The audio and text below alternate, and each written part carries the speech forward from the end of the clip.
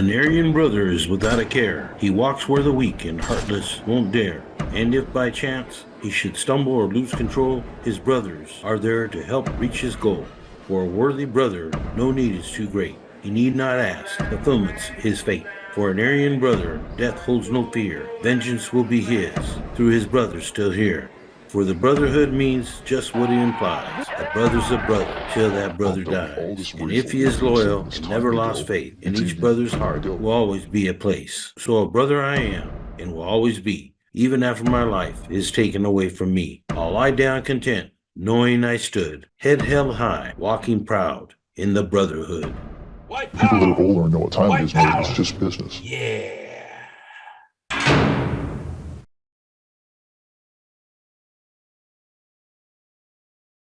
Welcome back. It's your host, Gabe Morales. We've been covering Aryan Brotherhood members over the past 6 decades or so.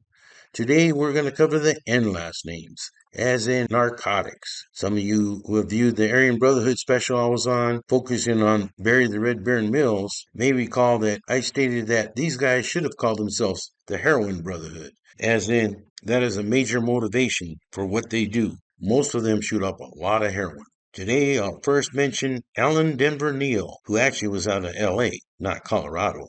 I showed that he was an Aryan Brotherhood member or associate with B number 41616. I also show notes that he was a supporter of the Irish Republican Army in the early 1970s. And often you'll see Aryan Brotherhood members with Celtic tattoos, and sometimes even the word Sinn Féin, which means we ourselves, or all by ourselves. Something similar in Gaelic, which is an old language spoken by people on Irish lands, and some still speak it there. I won't get a lot into Irish history, but you can research that online. The war between the English and the Irish has been going on for centuries. I show that he was housed in CDC by 1974 under B number 41616. Then show that he got released in the late 70s, but was popped by the feds and given BOP number 14006-116. I then show that he was housed at Leavenworth in 1979 and was involved in a stabbing at Lompoc, but was released in December 1987. I show that Alan Denver Neal died on September 24, 2004. There was Daniel, a.k.a. Animal Newton, who was out of Anaheim, California. I show that he was a very early Aryan Brotherhood member in the 1970s, as depicted in this picture here taken at San Quentin around 1972, when he had B number 25028. I then show that he got out and during the 1990s was a supporter of Nazi lowriders and associated with some of those guys who were just starting to take off when he had H number, as in Henry, 33467. And I'm unsure what happened to him after the 1990s. If anybody could let me know what happened to Danny Animal Newton, I'd appreciate it. Next, we'll discuss William Tank Noah, who was born in the state of Oregon, but I understand was raised in Oakland in the East Bay Area. I show that he was popped for assault with a deadly weapon when he was about 18 years old and was sent to DVI. However, he became incorrigible and was then sent to CTF North when he had B number 4122. I then show that when he was 19 years old, he was at the Monterey County Jail in February of 1966 when he was returning from a court case, and he and his buddy Dennis O'Donnell assaulted deputies there when they were returning them to the jail. This was considered to be an attempted escape. I then show that he stabbed Pincushion Smith in 1967 at Soledad. Pincushion Smith was a notorious inmate that was called Pincushion because he had been stabbed so many times he resembled a pincushion. I actually dealt with Pincushion at New Folsom Prison in the late 1980s before he was sent to Corcoran Prison along with his longtime friend Charlie Manson. I show that Tank Noah was tried for that incident and given the death penalty and placed on the condemned roll at San Quentin. However, he appealed and the judge reversed that decision and he was given a retrial. The second time around, authorities only charged him with aggravated assault, of which he was found guilty and sent to general population. He showed that he was housed at CIM in Chino in 1972, where he was considered to be a shot caller for the whites and an inmate representative, and peace talks have been going on between the prison gangs. Understand that he was involved in planning the homicide of Fred Charles Castillo, who I mentioned recently in this series, who was killed by Fred Mendrin and Donald Hale. Tank Noah was called to testify in that case. and of course backed up Mendrin and Hale, saying he knew nothing about their affiliation with the Aryan Brotherhood, although he could not explain tattoos on them that pointed to the contrary. Understand then, he was involved in the assault of a ex-Aryan Brotherhood member named Thomas Joker Horn at Vacaville with another Aryan Brotherhood member named Bear Clements. Bear was found not guilty in that attack, but Tank was found guilty. One show that he was involved in a uprising in a major incident at Old Folsom 4A, which is segregation, in April 1974. A disturbance that authorities branded as a takeover plot. Also involved with Tank Noah was Ronald Train Motello, Bobby Galloway, and Mervyn Moose Forbes. Understand that Tank paroled in June of 1977 and was living in the Bay Area when, a couple months after his release, he was found shot dead multiple times in the head and his body dumped in a ravine in August of 1977. He was only 30 years old.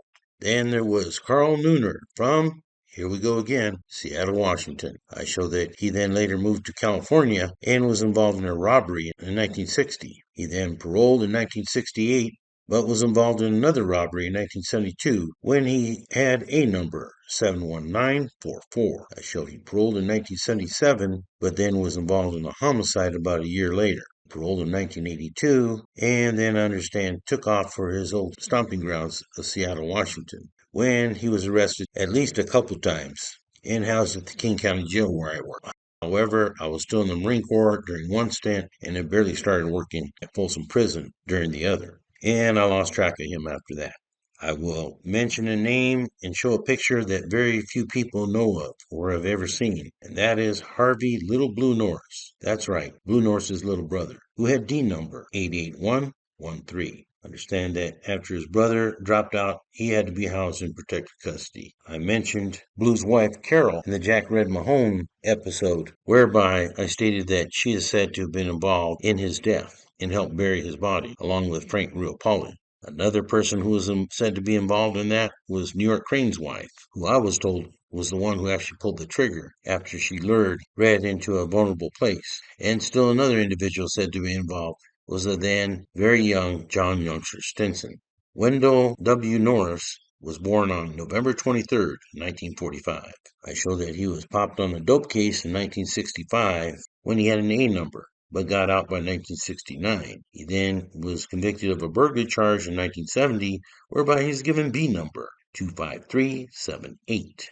Then showed he paroled by 1975, but came back on dope cases in 1975 through 1978. He then paroled again in 1979, but this time came back on a murder case when he's located at the California Medical Facility under C numbers in Charles 5302. I was told by multiple old guards, and I've seen multiple pictures of Blue at Folsom Prison, where it is obvious he had a lot of juice, as indicated by these pictures here, including ones of him with Blinky Griffin back in better times. Understand then, shortly after those pictures were taken, Blinky was sent down to Chino, where he and several other Aryan Brotherhood members reorganized the brand under a commission and council. But understand that Wendell Blue Norris was left out of the picture, which he was very upset about, as he considered himself to be one of the main shot callers and a general in the group, even though no such rank existed. He is seen here in this very significant picture with multiple Mexican Mafia and Aryan Brotherhood shot callers.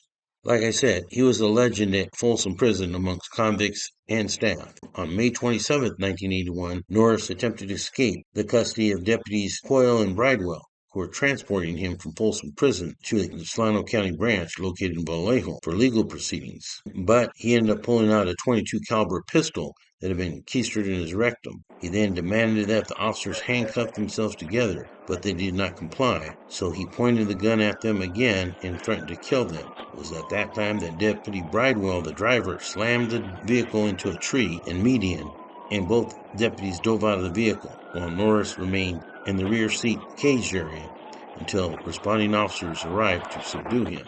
In 1985, he appealed that case that he was prosecuted for, and believe it or not, the California Supreme Court ruled in his favor.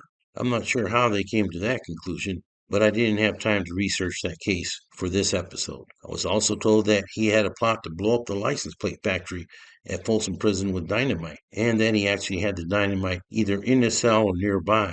Understand that he had keistered some deodorant cans to stretch out his anal cavity to make room for the dynamite when they got stuck and he had to be transported out to UC Davis Medical Center to have them taken out. I had also mentioned that he was involved in the plot whereby Bobby Davis successfully smuggled in the gun and ammunition. The Aryan Brotherhood went to take out some guards and black convicts, but Davis gave up that caper before it could be completed. And I have my own personal stories. In fact, Blue Norris and his Sellian bodyguard, Art Oxrufo, were my very first two escorts at New Folsom Prison. I was transporting them to their new housing location at B1 Facility Housing Unit, which was designated a violence control unit. And I was carrying Blue and Ox's property when, after they went into the housing unit, two older guards noticed that there was pruno in their property bags hidden with legal work, and they took their ink pens and popped it on their legal work. I had recently been released from the Marine Corps and still gung-ho and graduated the academy, but I gotta say that I was shocked and scared they would blame me for that. I dropped off their property and left before they noticed, but I'm pretty sure they found out. A few months later, I was in the same unit, B1, when I was working the tier and I saw a brown paper bag that had been tossed out of the door. Now, initially, being inquisitive, I figured it was contraband and I was going to snatch it and was about to look into it when a more veteran officer kicked it away from me towards the wall and it blew up. A quick investigation found out that they had a plastic deodorant can filled with match heads for the explosive, and at that time they still had snaps on the blue uniform shirts, which they used for shrapnel. It probably wouldn't have killed me, but it very surely would have put my eyes out or at least caused serious damage. And so I always wondered if that was because of what happened to their property. Approximately 5 years later, right after this picture was taken in R&R, I escorted Blue into the Violence Control Unit, A5, of New Folsom Prison. He had just debriefed and dropped out of the gang.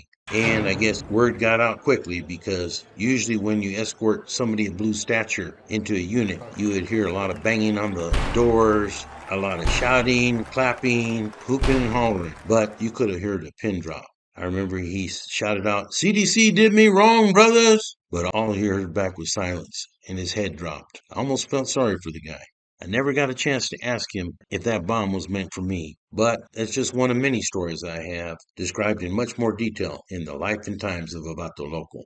Blue Norris was later housed at Solano State Prison in a protective custody unit when he was found stabbed with multiple stab wounds over his heart. There was zero evidence that somebody else did it. It was deemed to be self-inflicted, a suicide. I guess he just couldn't take it anymore. And I thought, oh, how far the mighty have fallen. Contrary to rumors, Old Blue did not disembowel himself, although that might have looked like it because a full body cavity autopsy was conducted. Wendell Blue Norris was buried with his little brother Harvey, as per their personal wishes, and for the wishes of the entire Norris family. And finally, we have Big Mark Nyquist, who is out of Sacramento. I show he was housed in CDC in the late 1970s under B number, as in Bravo, 91393. I then showed that he got out, but was popped on a bank robbery in 1982 and given BOP number 02758 097. I then showed that he got out on that one, but then was popped for meth cells and housed at Lompoc in 1985. I then showed that he was released in the late 1980s, but came back into CDC custody under D numbers in David 36093. I believe then he was returned to the BOP, but I showed during the mid-1990s, the year 2000, he was housed in CDC, including at Dual Vocational Institute in Tracy. I then show he got popped for dope again, I believe meth cells, and was sent back to the feds, where he was housed at Victorville in the year 2006. He then was released in the year 2009. I believe he got released from Leavenworth and moved to his own stomping grounds in the North Sacramento, Rio Linda area. He then ended up becoming an enforcer for a big meth dealer named Bobby Manor, along with another crime partner, Victor Gray, all who were deemed to be very dangerous individuals. It was said that the three were involved in kidnapping and murder. However, before detectives in Sacramento and Placer County could arrest him, Big Mark died on March 17, 2023. Manor and Gray, however, were convicted in a trial of numerous charges, including the kidnapping and murder, and sentenced to life to prison without the possibility of parole. One viewer stated that they heard he got killed in a motorcycle crash. However, I have not been able to confirm or refute that.